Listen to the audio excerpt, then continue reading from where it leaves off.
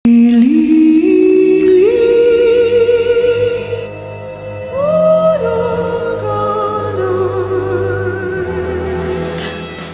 lambot lang pala nito eh.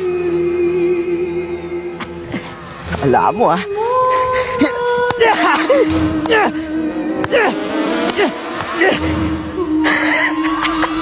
Ano? Ba't mo naman ginawa yun, Arman?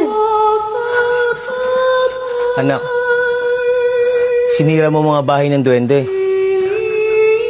Po, Ano gagawin natin?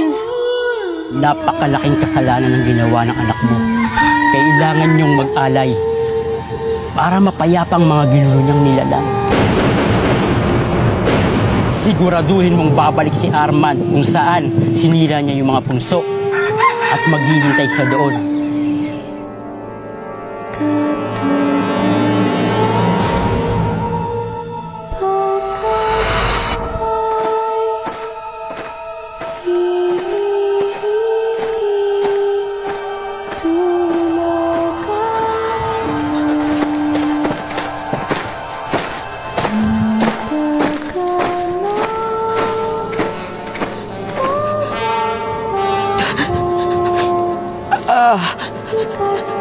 pumunta ako dito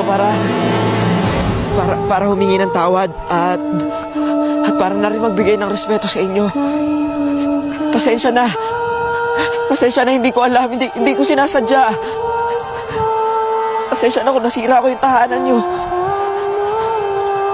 Sana mapatawad nyo pa ako. At sana maging magkaibigan na lang tayo.